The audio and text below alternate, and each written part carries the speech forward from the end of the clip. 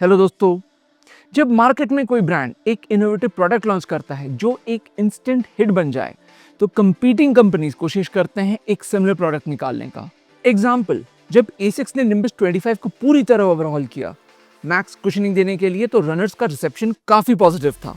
As a result Skechers ने भी max road 5 को और कुशन बना के मैक्स रोड 6 लॉन्च किया और सॉकनी ने भी सिमिलर अप्रोच ट्रायम्फ 22 में अपनाया। लेकिन सॉकनी सिर्फ यहाँ तक नहीं रुका, वो एक स्टेप आगे गया और अपना top tier racing foam power and PB Triumph 22 में डाला। पावर एंड पीबी ट्रूली एक बेहतरीन फोम है जो एंडोर्फिन प्रो और स्पीड में वर्जन 1 से दिखा है। ये फोम हमेशा टॉप परफॉर्मेंस देता है, इसीलिए हम ट्रायम्फ 22 के लिए काफी एक्साइटेड थे।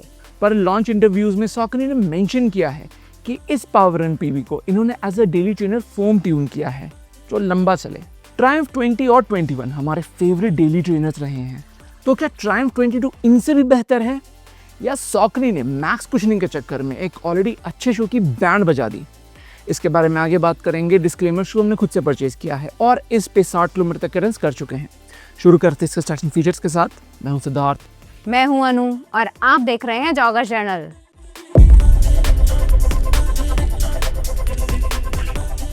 सॉकनी ट्रायम्फ 22 की स्टाक हाइट है 37 मिलीमीटर हील पे, 27 मिलीमीटर 4 फुट पे और ड्रॉप है 10 मिलीमीटर। मेन साइज यूके 8 में इसका वेट है 286 ग्राम्स और इंडिया में आता है 16,299 का।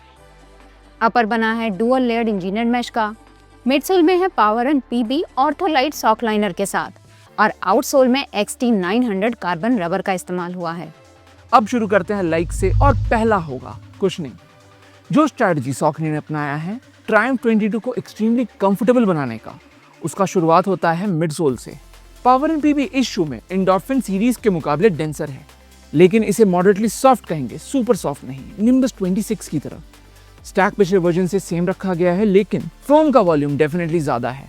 कंफर्ट सिर्फ हाई स्टैक मिडसोल ही नहीं देता, अपर का ट्विन लेयर इंजीनियर्ड मैश भी देता है जिसमें अच्छी खासी पैडिंग है। दूसरा लाइक होगा ट्रायम्फ 22 का बिल्ड क्वालिटी और ड्यूरेबिलिटी। इसमें कोई डाउट नहीं कि 22 में इस्तेमाल किए गए मटेरियल्स प्रीमियम क्वालिटी के हैं। इनसे शू की ड्यूरेबिलिटी काफी बढ़ती है। अपर थिकली पैडेड है, स्पेशली हील और मिडफुट में। मिडसोल सिर्फ डेंस ही नहीं, ब्रॉड भी बनाया गया है स्टेबिलिटी देने के लिए, और आउटसोल की परत मोटी। इंडियन कंडीशंस में भी ये 1000 से 1200 किलोमीटर लास्ट करना चाहिए।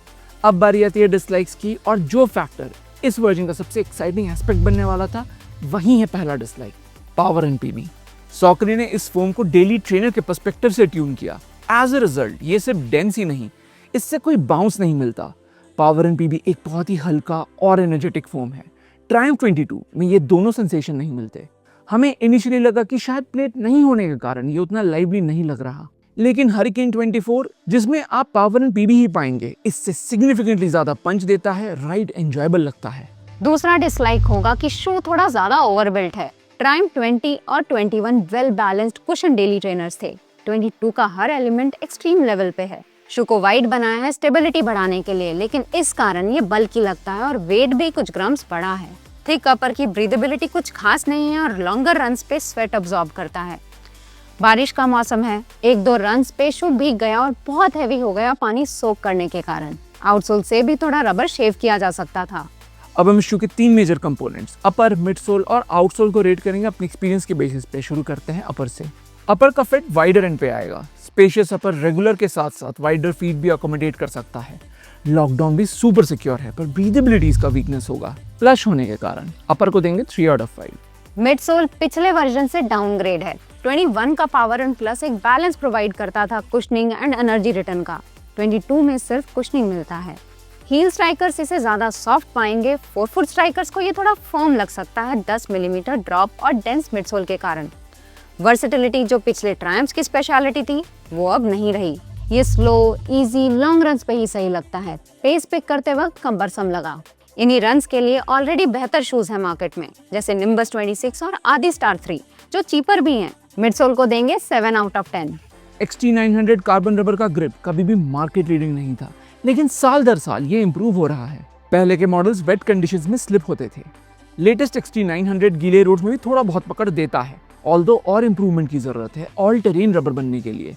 ड्यूरेबिलिटी इसका वीक पॉइंट नहीं है, ये लॉन्ग लास्टिंग होगा। आउटसोल को देंगे 3.25 आउट ऑफ 5। तो टोटल स्कोर आता है 13.25 आउट ऑफ 20। अगर इसे एज अ स्टैंड अलोन शू देखें तो ट्रायम्फ 22 बुरा नहीं है। जो ये क्लेम करता है उस प्रॉमिस पे डिलीवर भी करता है, लेकिन ट्रायम्फ लाइन का एक लेगेसी रहा है, उस पे ये खरा नहीं उतर पाता। 22 से एक्सपेक्टेशंस भी ज्यादा थी और एक्जैक्ट सेम इशू हमने मैजिक स्पीड 4 में भी पाया, जो अपने कोर फिलॉसफी से डेविएट किया। ये ओपिनियन सिर्फ हमारा नहीं है, सॉकनी भी इन अ वे ये एक्नॉलेज करता है, क्योंकि ट्रायम्फ 23 जो इंटरनेशनल मार्केट्स में लॉन्च हो चुका है, ट्रायम्फ 21 की तरह स्ट्रीमलाइंड और स्लीक बनाया गया है। इसमें अच्छा खासा वेट ड्रॉप भी दिखता है। ऐसा लगता है कि सॉकनी ने निम्बस 26 को बेंचमार्क मान के ट्रायम्फ 22 डिजाइन किया।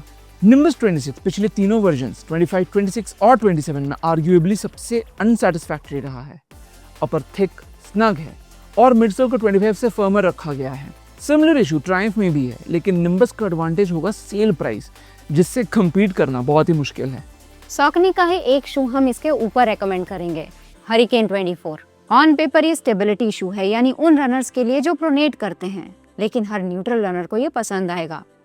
मिडसोल में है पावर एंड पीबी, जिसके नीचे पावर एंड ईवे की पतली परत दी गई है पैरों को गाइडेंस देने के लिए। इसका राइड बाउंसी है, लाइवली है और वेट के अलावा ऑलमोस्ट हर सेंस में हरिकेन 24 ट्रायम्फ 22 से बेहतर रनिंग शू है। तो ये था हमारा रिव्यू सॉकनी ट्रायम्फ 22 का। डिस्क्रिप्शन बॉक्स में हमने कुछ लिंक्स डाले हैं अगर आप शू परचेज करने में इंटरेस्टेड हैं। वीडियो पसंद आया तो लाइक और सब्सक्राइब जरूर कीजिएगा। अगले में मिलते हैं। Thank you and good bye.